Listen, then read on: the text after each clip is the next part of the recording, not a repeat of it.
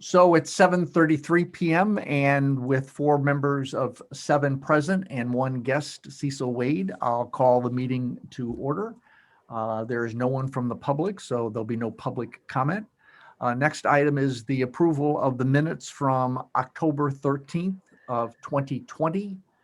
Do I have a motion to approve the minutes? So moved. Second? Sure. Carrie?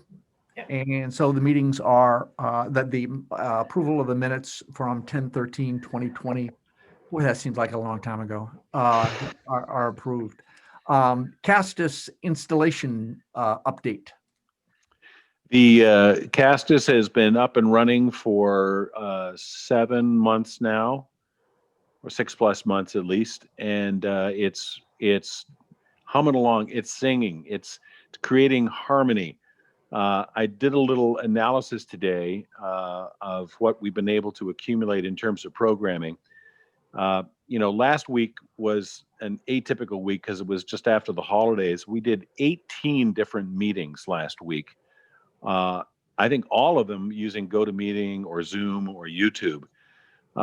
But in addition to those 18 meetings, which are up on Vimeo as well too, and I'm going to talk about the flow, the production flow as well too, I've been accumulating evergreen shows so that in prime time in the evening is when we run the most recent meetings, government meetings.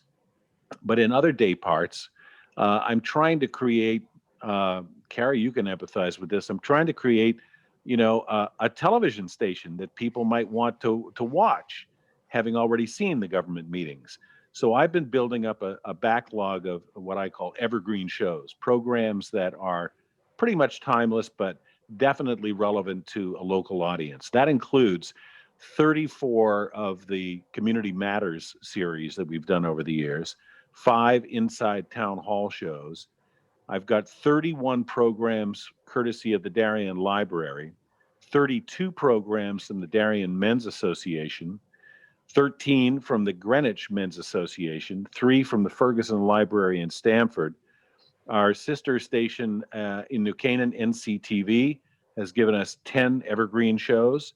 The Norwalk Symphony has given us 4, and the Western Historical Society has provided us with 10 different shows.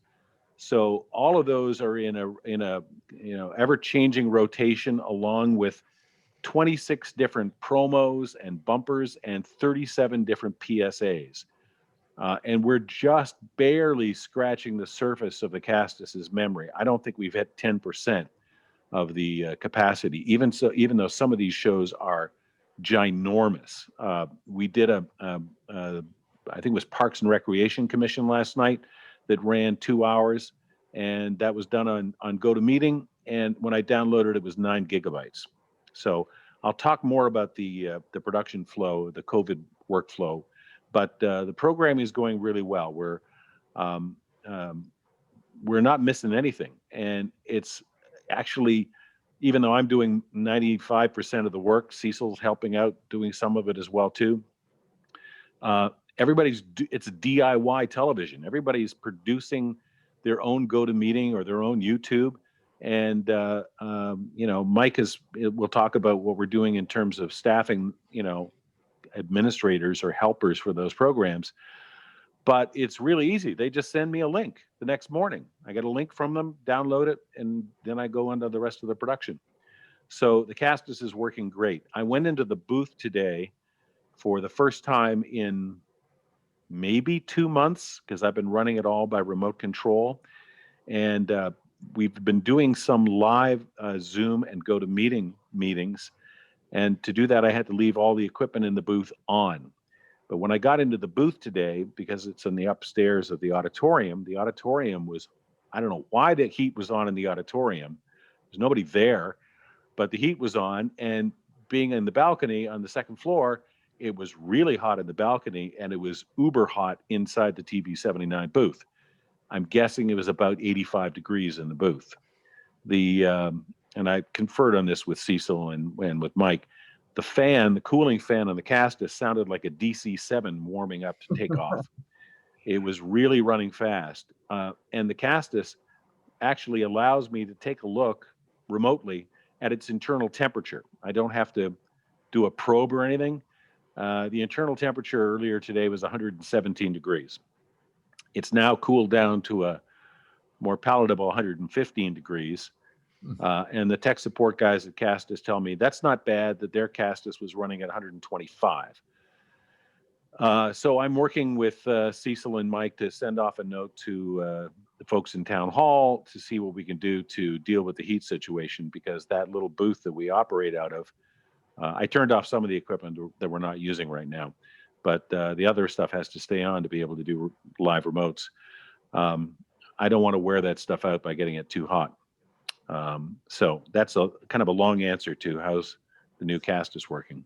Very well, actually. But the additional programming is like C-SPAN on the weekends with all that. I mean, there's terrific, some of the interviews, because I'm a member of the DMA, and some of the programs are just fabulous. They are.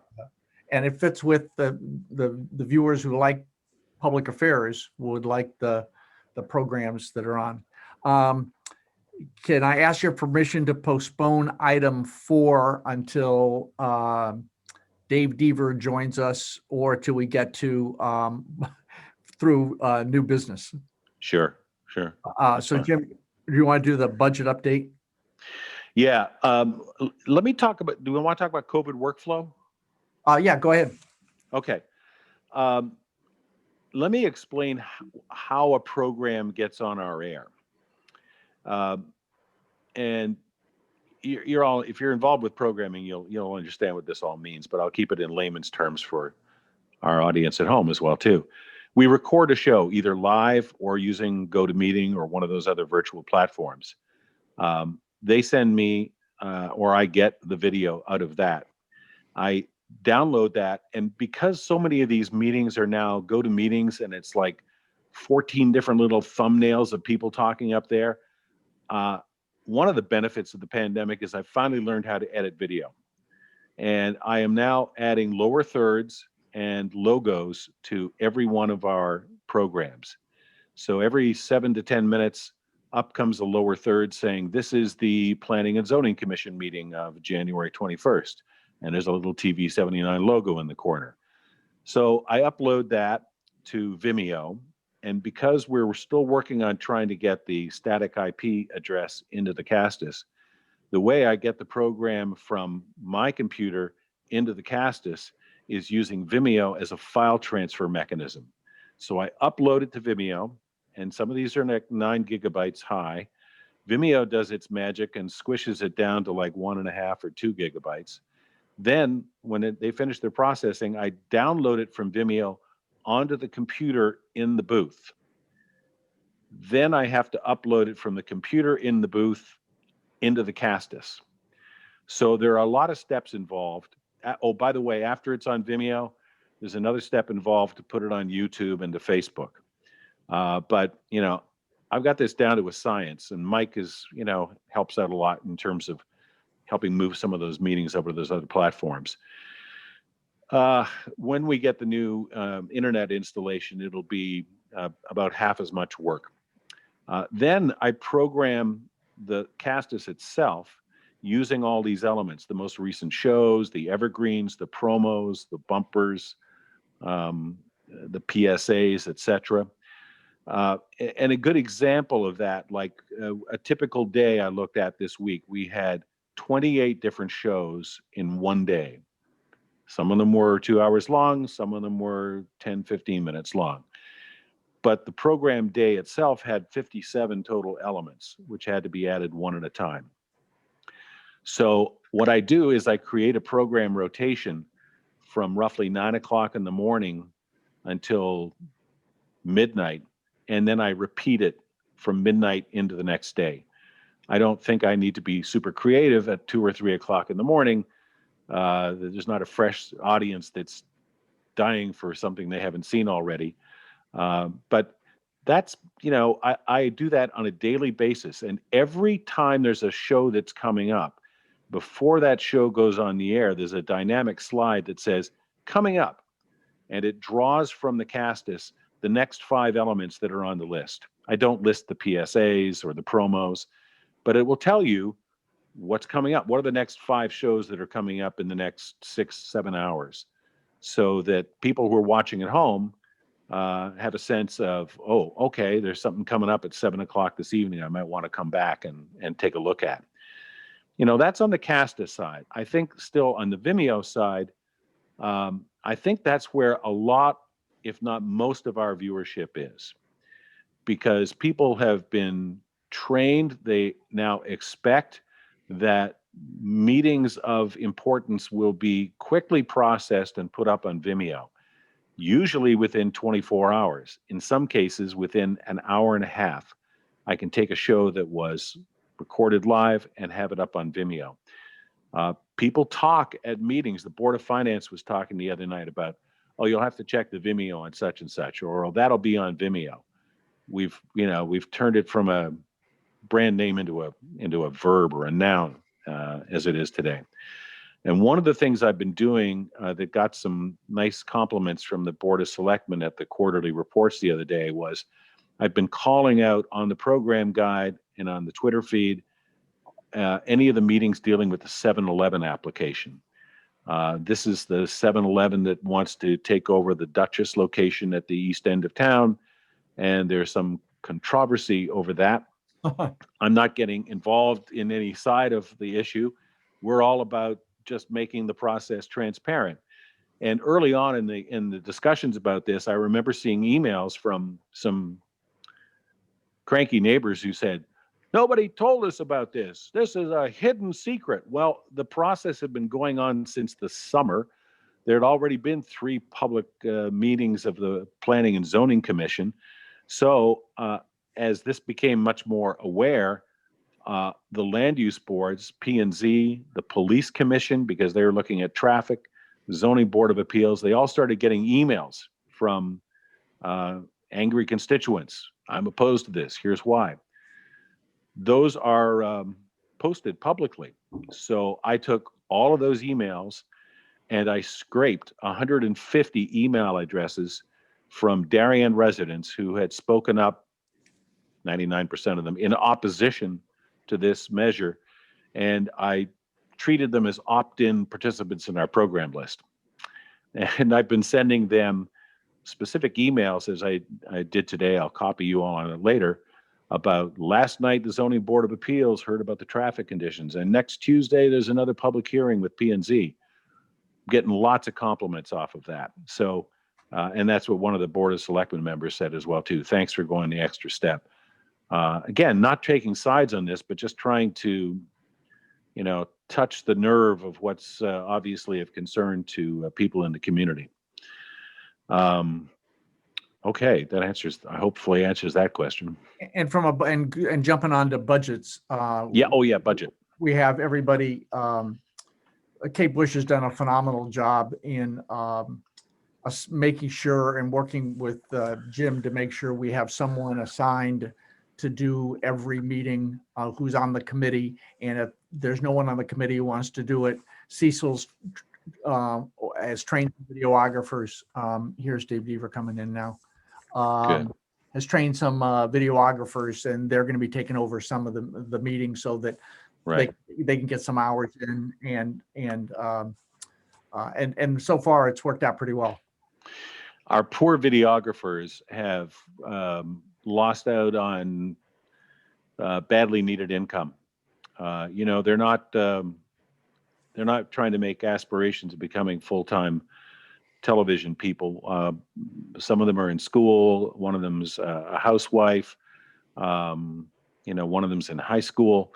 And because we're not doing any live meetings, they're not getting involved with all this go-to-meeting stuff, and they're not making any money. I can give you an idea of how much money they're not making. I looked at the September, October, and November and December, the last 4 months of 2019, and what our videography spend was for those months versus what it was in 2020. And it was all down an average over those 4 months of 32%. So we're spending much less money in terms of producing the programming that we have. We have received 2 grants, and maybe Dave will remember what they total. I couldn't lay my hands on them today. 2 grants from Area 9 for paying for camera operators, and an additional grant to buy some new camera equipment, which arrived today. Haven't taken a look at it yet, but we bought a nice new professional, I think it's a Canon camera with a wireless unit attached to it that transmits for 400 feet. So we can do a remote somewhere within the building or within 400 feet of a receiving unit without having to run cable in between.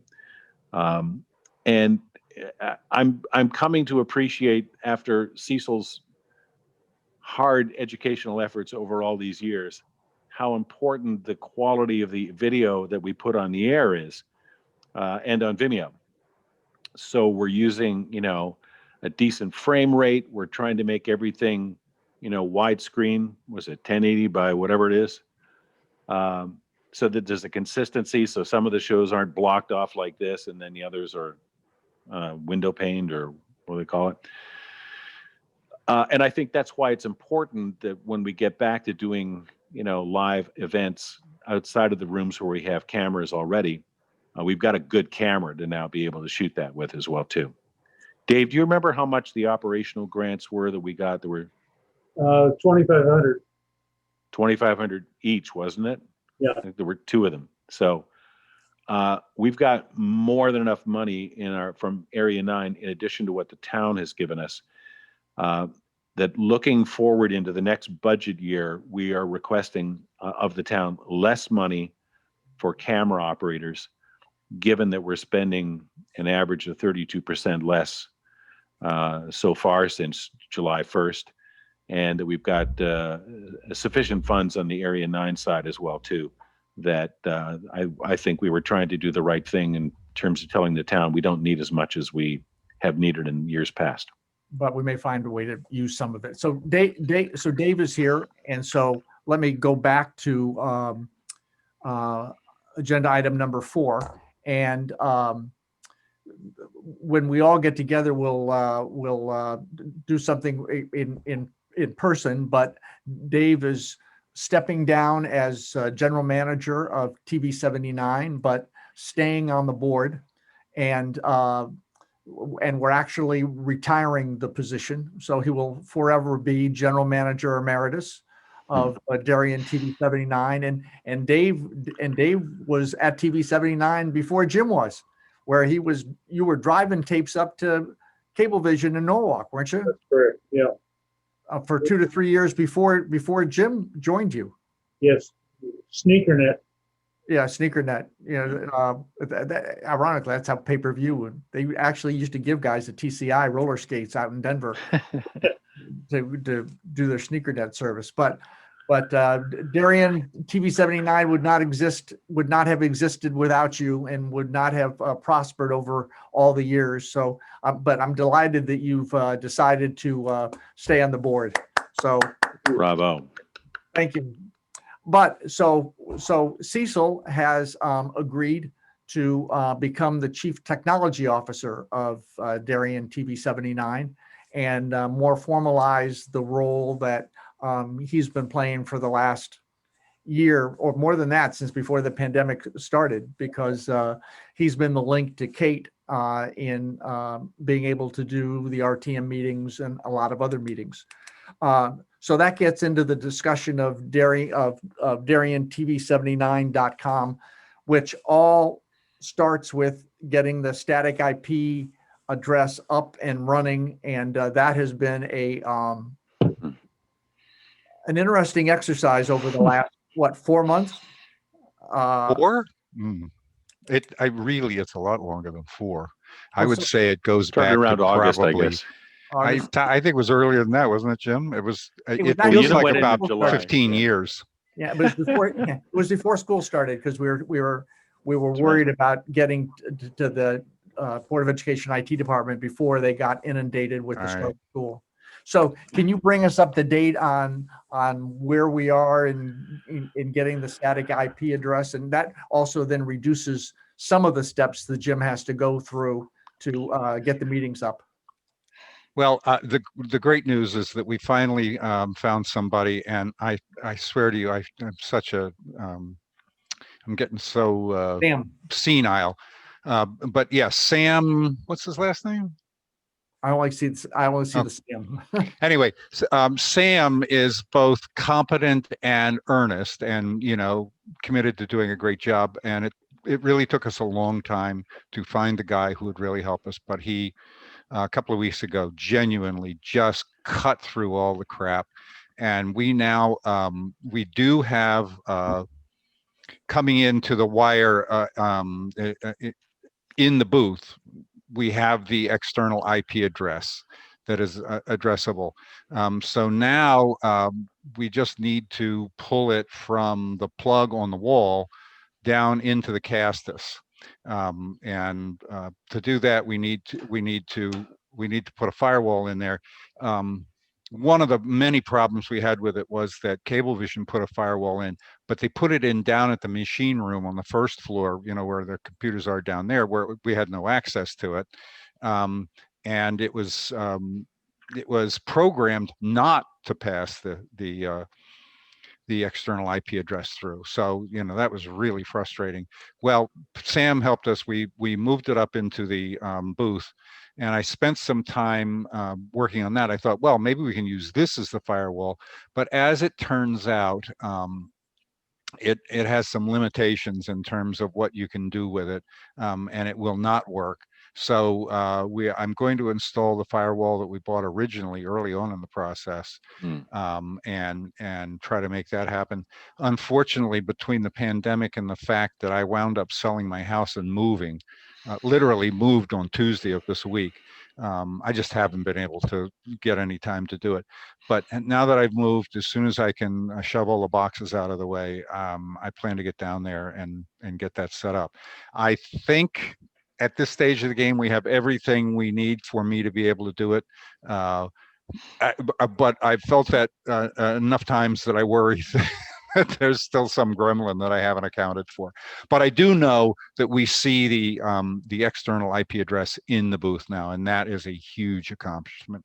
So then So what will this mean to the programming and the average viewer at home?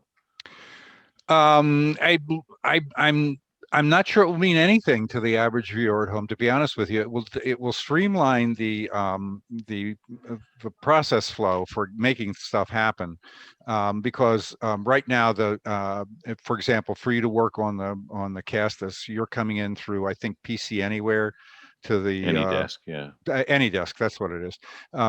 You actually go into that program running on the Acer computer in the booth, and then the Acer. Don't explain it in too much detail here. Well, the Acer goes back out to a server on the internet, and that sends it back to the Castus. There's secret handshakes and passwords. Yeah, lots of secret handshakes.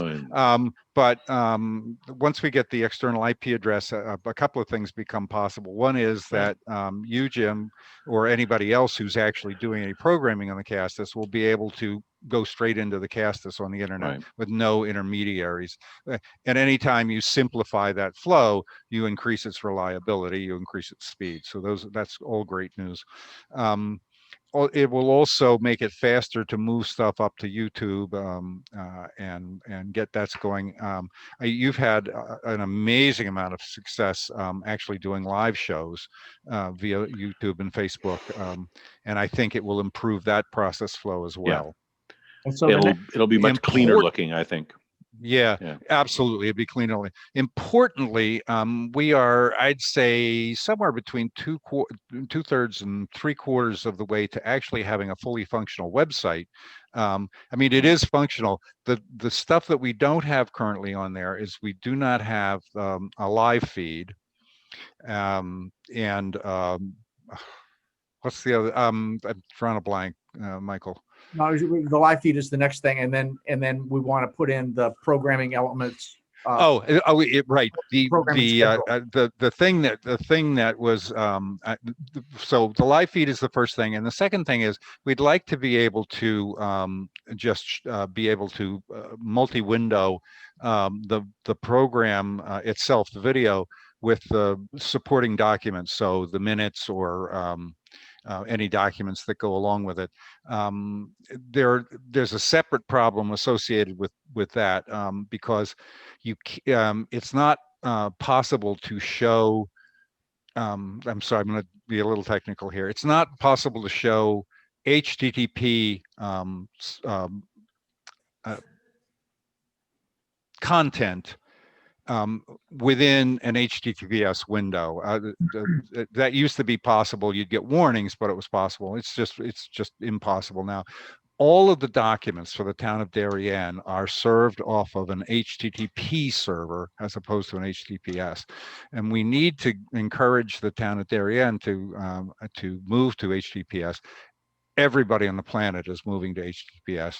Google is denigrating anything now that is not running HTTPS, and it just makes sense. I know that they've got lots of stuff they're working on, and particularly it's been a hard year since last March. But that's something that I think is certainly doable, and in order for us to be able to do that, we need to get the town of Darien to flip over. Now, the site that we have does have the capability of showing the Vimeo? descriptions. Yeah, well, what you actually see when you go to the website is an organized catalog of what's on Vimeo, much more organized than it is on Vimeo. And it's you can browse around among the videos, and when you click one, you also get the anything that's in the description area. So, for example, if the information has been put in there about what times things happened, or where the minutes of the last meeting or the agenda for this meeting are, Right. you can get at that stuff via this. So we're pretty close to having a just altogether satisfactory website. And I think once we get the external IP working, one other thing that'll do for us is if we want to do sort of live broadcasts from, say, the library or the police department, it will enable us to send video encodings directly to the Castus from an encoding device that's located on that remote site, and that should be a really huge advantage as well. Right now on Cool. Vimeo, to find the descriptions, you have to be Lewis and Clark. Well, yeah. Because they're not built for that. It's built for entertainment, not for. By the way, if anybody wants to look, I don't know, should I tell them this, Jim? Maybe not. If you want to look at the current, no, wait till it's ready to be shown. All I think we did show an earlier iteration in a previous meeting, though. Okay. You did. Yeah. Well, it is running in the background, and I think I follow it, and it what it's doing now, it's doing without glitch. I mean, Good. It just runs. The great thing about the way it's set up is literally the second that something shows up on video, it shows up on our website. And most importantly, you got your vaccine shot. And most importantly, I got my first shot yesterday. Wow. Yeah. Okay, so let's go to discussion of viewer outreach, and we're about ready to take step one with the survey that Jim has. So we have done surveys 2 or 3 times it? in the past. Do you want me to screen share it? Yeah, go ahead. Okay. We've done surveys 2 or 3 times in the past, every couple of years or so. But I figured it was time to kind of revisit some of the questions we've looked at in the past, add a couple of new ones. Because given the new TV79 with multiple programs, etc., I'm curious as to anybody's watching. I mean, I'm putting a lot of work into this. If nobody's watching, if everybody's just going to the Vimeo, I'll go back to rotating 6 shows like we did with the DVDs and save myself a lot of time and energy. So this is one of these surveys to find out what people are doing. And in the way we ask the questions, also inform them that there are some features of the station that they may not be familiar with. And when Mike brings it up, I sent everybody a copy of it, but we're going to take a look at it on the screen share feature. Can you find it? Yep, I got it. It's on the hidden website right now. And the nice thing is this is being done under MailChimp, which is where we store all the email addresses for our program guide. I don't have to go to SurveyMonkey. Chimps and monkeys are all running the surveys here. So I assume you're seeing it? I can see it, yeah. So the first question asked is, how often do you watch Darien TV79? Daily, weekly, monthly, occasionally, or never? Where do you watch it, or how do you watch it? On your cable TV channel, on our Vimeo channel, on Facebook, on YouTube, or I don't watch it. It's going to be pretty interesting when you send this to the people on our mailing list, if they come back and say, I don't watch TV79. Yeah, I'd be curious. Well, they may get the program guide and not watch, though, you know. And how do you watch your TV? Do you watch off of, I've used all three names, Altice, Optimum, Cablevision. Do you get an on the air, over the air signal, DirecTV, Dish TV, Frontier, Uverse, or are they watching on an internet ready TV? What time of day do you watch Darien TV79? Morning, afternoon, evening? Whenever I happen to find something by surfing, or never. And then there's a list of some of the shows, not all of the shows.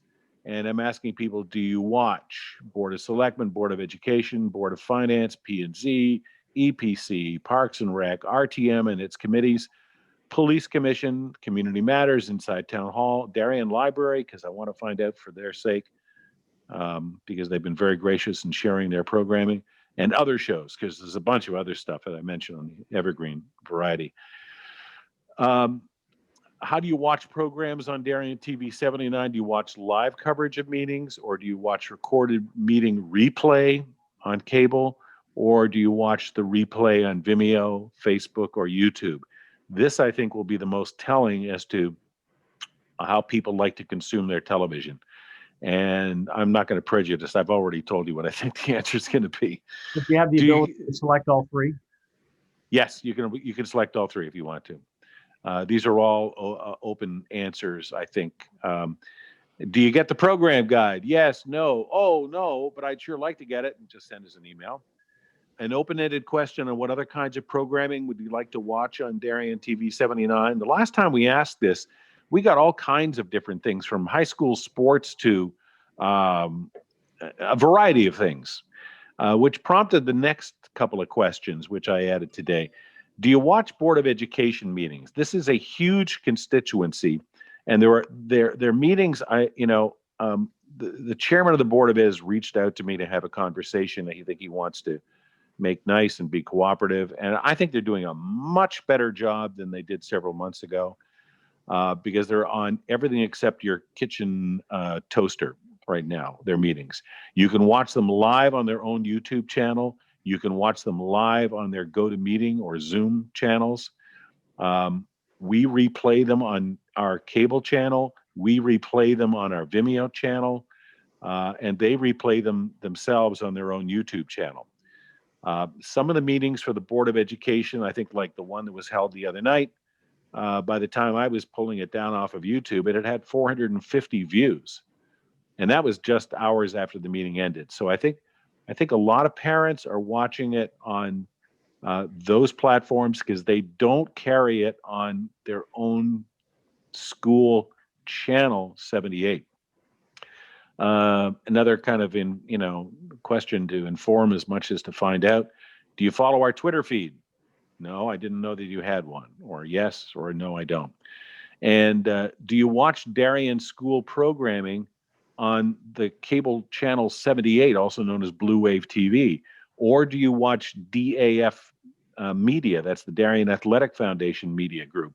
That they've been streaming a lot of sporting events and some other community events. They're actually going to they're going to be doing live coverage of the Memorial Day Parade. And yes, the hope is there will be a Memorial Day Parade at the end of May of this year. Reason to live. Get that second shot, Cecil. I'm working on it. Yeah. Or no, I don't watch any Board of Ed or DAF media programs. So is there anything missing from that list of questions? Is there anything that MailChimp, unlike SurveyMonkey, does not limit us on the number of questions we can ask on Jim, a free account, no less? I noticed one thing, Yeah. and it may be arguable. The question about how do you watch it, Frontier Uverse Yeah. or I would add phone as a separate way. I suspect a lot of stuff gets watched on people's phones, which, I guess technically is internet, but it doesn't really feel like internet to me How particularly. about if I say phone or tablet? Sure, that I think that'd be great. We actually did ask a question last time. I was looking at the survey results. The last one we did in 2016. We asked, where do you get your TV signal from? And Cablevision was 83%, DirecTV was 7%, AT&T Uverse was 6%, over-the-air antenna 1%, internet was 8.7%. But it's Then we higher. asked, do you watch on a smartphone, an iPad or tablet, a desktop, or an internet-ready TV? Yeah. And smartphones had 17%, tablets and iPads were 47%, desktop 58%. So I that's might for take, Vimeo, if I were you, obviously. since there's no limit on questions, I might take that, Yep. just that question and cut and paste it That's and put it in. That sounds right. The one with the different platforms, smartphone, iPad, Yeah. desktop. Yeah, Yeah, okay. that would be better than putting it here, I think. It's Okay. just that I find the phone. Well, the past week I've only been able to watch stuff on the phone. How do you watch a Zoom meeting with 1,400 thumbnails on Well, an my iPhone? phone is about this big. And you hold it like this, right? Right. The other thing about the survey and this is a speculation because I haven't done this, my guess is questions that have little square boxes for the answers Yeah. are questions where you can do multiple selections, and the ones that have little circles are radio buttons, so you can only select one of them. And I saw one question down towards the end that was a yes, no, or something else that was multiple You want the program guide? Oh, okay. Yeah, I think that should be a radio button. Oh, it was the Twitter button, the Twitter question, I think. You can't answer yes, no, and I didn't know. Right. It'll just confuse the responses. Okay. Twitter question. Yeah. See, like the one that how do you receive it? That's a radio button, I'm pretty sure, and I think you can only pick one of those. But down a little further, there's a question like that. Wow, I didn't know that about squares and radio. Right. It's kind of a standard convention now on user interfaces. Wow. Yeah. That's one that passed me by. I didn't know. It was very easy to build this thing, and I can edit it very easily, and I'll definitely send it past everybody again. Carrie, was there anything you saw, or Sean? Not Sean. Brian? Who else is with us today? Dennis. I feel like you Dennis. really Dennis, sorry. covered every avenue possible. Okay. I don't want to make it too long. I think it's great. The only thing I was looking for was a type-in field, and it's there. So, Yeah, for the open-ended question, there's a type-in field. And obviously, because this is through MailChimp, we can use our existing MailChimp subscriber list. They'll send it out directly to them. I'm also going to tease it in the program guide. I'm going to tease it on air. I'm going to tease it on the Twitter feed and Facebook. And I'm going to enlist the help of the local newspapers and websites to also promote it. So I'll make the changes you suggested, run it past you all again, and see if there's anything I'm missing. And we can run it for 2 or 3 weeks. There's no particular hurry in terms of getting this thing done. And then I'd like to get a robust, sample.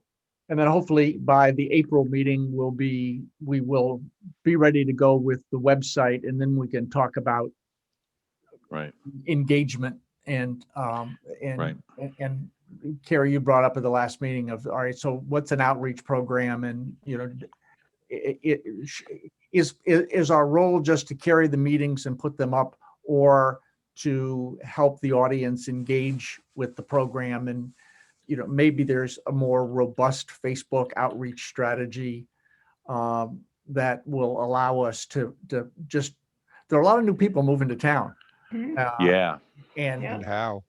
and you know, and they're on Facebook, or I was going to give up on Instagram, but obviously that's the successor to, or a strong compliment from younger people who go to Instagram and not Facebook. But how, you know, what are the techniques we can do to outreach to, you know, one of the things that Cecil and I talked about, but I don't know if we're going to be able to do it. If you go to the Greenwich website, Greenwich Town website, on the front page, they have the ability, you can go into any meeting and any commission or board and be alerted to their meetings either by robocall, cell phone, or email. So if you're interested in planning and zoning, you'll proactively get an alert that there's a planning and zoning meeting tonight, or there's a board of selectmen. You pick your own meetings on what you want to be alerted to. Which would be a complement to Jim's weekly website, weekly email about what's on. But, you know, we get our information now from newsletters. You know, we're prompted. And everybody's going to the Connecticut COVID site. You know, it'd be great wishful thinking, but you know, put a little plug there because that's where everyone is going right now. You know, Can we buy advertising space there? yeah, where can I get vaccine? When can I get vaccine? Everybody's, you know, that's where they're all going. So. Yeah, the governor's news conference is turning into being must watch TV because they give you the latest of what and when they're going to open up dates, which is the key factor. That's where he announces them on Thursday when they're going to open up the next group. Maybe next Thursday he's going to, or it might be 2 weeks, that he said early February for 65 to 74. We'll be there. So, Sorry, Carrie, you have to wait. I'm okay with that. so Dennis, you're at the end of the line, man. Oh no, I'm ahead of Carrie. I Oh yeah, essential Teacher. worker. you're essential. Yeah, that's right. essential. Okay. Yeah.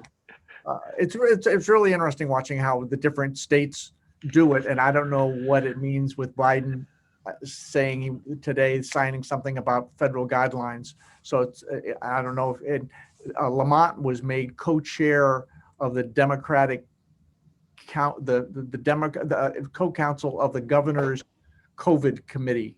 So all the governors have been on it, but he and the governor of Tennessee are going to be the 2 point people with the administration. So it'll be interesting to see what Biden did today for a federal policy conflicts or complements what the states are doing, because obviously the states all have different philosophies of who should be next. Our next meeting is April 22nd, I believe. Anyone have anything else? We could do a pool on whether or not we'll be able to do that meeting in person. You know, I doubt it. These committees is going to be really hard. Attendance is at an all-time high for every town commission, and RTM meetings have had record attendance. You know, it's going to be people doing an RTM from Florida and from Vermont. It's going to be a hard adjustment to when this ends, to say, oh, you mean I gotta go to, I can't stay in Vermont. I gotta go to my meeting in town hall. I can't wear sweatpants. Yeah. Yeah, right. Well, we should do. I got my renewal from my parking sticker. Boy, tough decision. Me too. Yep. After 26 years, you know, it's going to be fascinating to find out how many renewed them, and I heard the waiting list is even longer from new people who've moved to the area who've joined the waiting list. So They said at a Board of Selectmen meeting, Kate Bush, the town administrator, said that they had done a survey of 900, a huge number of parking permit holders, and asked them, do you want to renew? And 70% said yes. Now, that's either 70% of cockeyed optimists who think they're going to need it, or people who waited their 5 years on the waiting list to get it and don't want to lose it. Yeah. So I think it's or some that. combination of those. I got 5 that. years. It was like 8 years. Oh, yeah. I got that survey, and you Yeah. fed it to Joe Connolly, and he did not give you credit. It's okay. He used it all okay. morning, I know, I heard him do that. but didn't give you any credit. So do That's I have, okay. so Dave, it's great. It's great that you're going to stay with us. You look great. Thank you. And and Cecil, we couldn't have gotten through the last 8 months without you We're here. for however long since March. Thank you. And the best is yet to come. Best is yet to We come. hope.